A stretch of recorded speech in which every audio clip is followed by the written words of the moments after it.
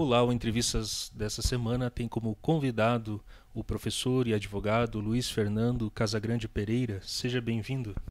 Obrigado, eu que agradeço a oportunidade de falar sobre um tema que nem todo mundo conhece, mas muito importante.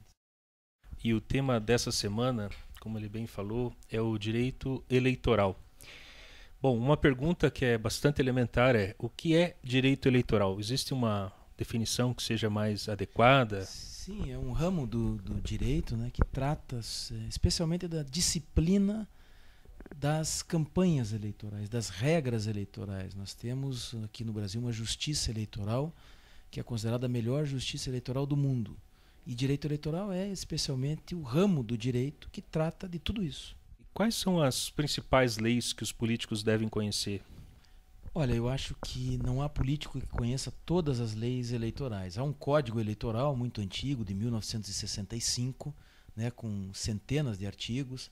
Há a lei eleitoral, que é uma lei de 1997, que trata sobretudo de propaganda eleitoral, de pesquisa, de debate. E há uma lei das inelegibilidades, que é aquela lei que foi reformada pela lei do ficha limpa. Eu acho que quem sabe essa seja a mais importante de ser conhecida, que ali diz quem pode e quem não pode ser candidato em função da vida pregressa. E em relação à população, quais são as leis que eles devem conhecer? Eles não, nós, né? Olha, eu diria que a população não precisa conhecer em detalhes, porque além das leis, eu devo mencionar que ainda há resoluções do TSE.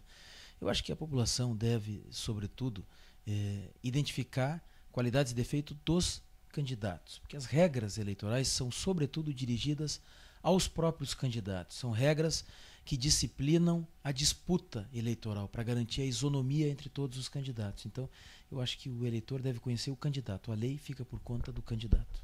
O senhor tocou num tema interessante. Como que o senhor avalia a questão dos partidos em relação ao direito eleitoral? Isso, eles estão contemplados, né? Mas isso contribui, não contribui? Há uma crítica, inclusive no Brasil, em relação a que os políticos mudam de partido com grande frequência. Não vou dizer que é todos, mas acontece, né? Vejam só, há uma lei que disciplina também os partidos políticos, que é a Lei 9.096, que é de 95, né? E houve uma mudança muito séria em relação a essa questão da fidelidade partidária, que foi a criação, por resolução do TSE, da proibição de troca de partido, a resolução 22.610.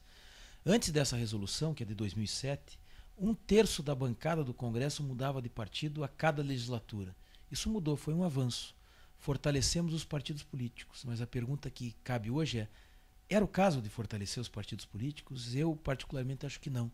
Os partidos políticos têm data marcada para acabar, na minha opinião. Os partidos políticos só existem e têm a sua razão histórica de existir em função da nítida separação ideológica, que, na minha opinião, há 20 anos deixou de ser. Um outro tema que está bem presente é em relação à internet, né? Principalmente o tema da antecipação eleitoral, né? Quais são as dicas aí? Quais são as dicas que o senhor, a orientação também que o senhor acredita que deveria ser mencionada para quem é blogueiro, para quem trabalha com site ou para quem trabalha com vídeos na internet, enfim, essas sanções são só para quem é candidato ou também para quem não é candidato? Bom, veja só, eu diria que nós temos que separar essa resposta em duas partes. Em primeiro lugar, para os candidatos há uma regra. A lei eleitoral e a resolução do TSE disciplinam o que pode e o que não pode.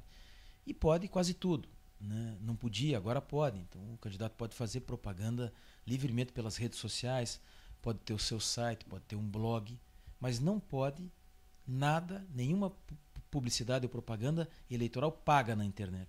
Isso é que está vedado, né?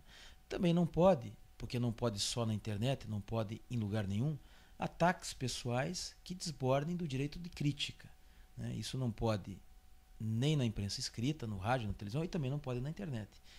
E eu diria que esta transposição da disciplina da imprensa em geral, em relação aos candidatos, também vale para quem está comandando um blog ou comandando qualquer site, né? Não pode ter tratamento privilegiado para determinado candidato.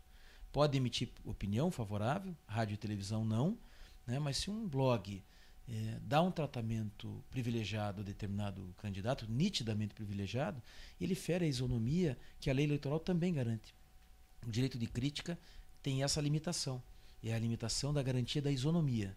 E essa limitação, se for violada por um blog ou por qualquer um que tenha um instrumento de imprensa pela internet, vai sofrer as sanções que a lei eleitoral estipula. Independente se é político ou não.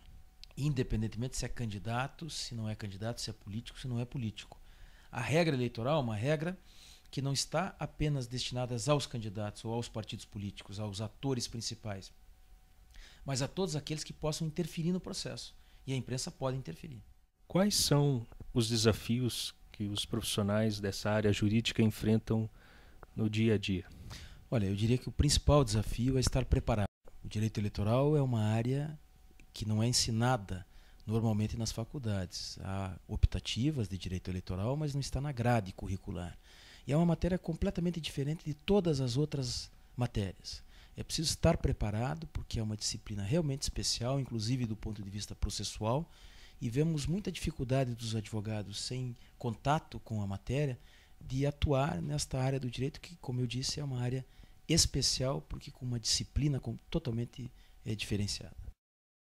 Bom, atualmente o direito eleitoral está ganhando um espaço, já ganhou, mas está ganhando mais nos meios de comunicação, especificamente falando de tudo a partir do jurídico. Judicialmente, tal ação é determinada. Como que o senhor avalia isso? Como que está essa...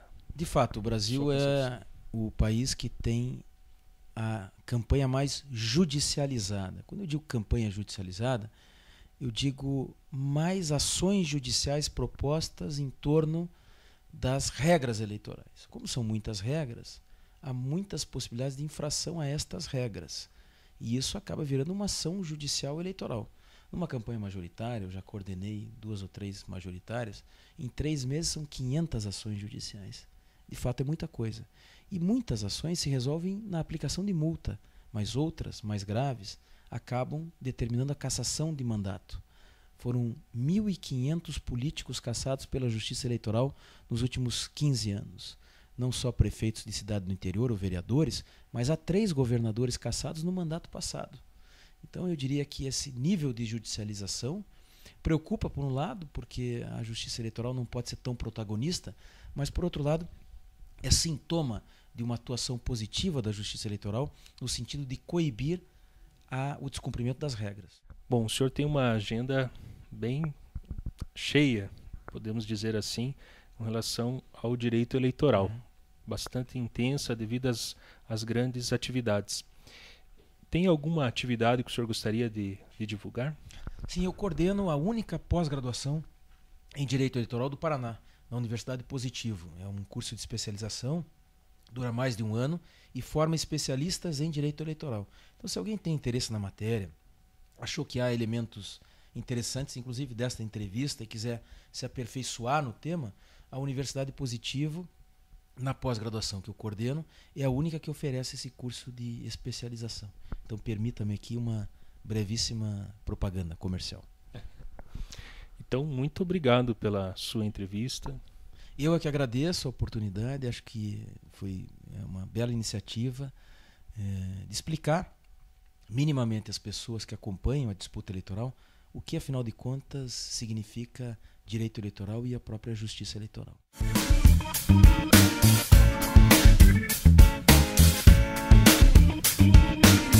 Se você gostou desta entrevista, clique em gostei logo abaixo do vídeo e ajude-nos a divulgá-lo.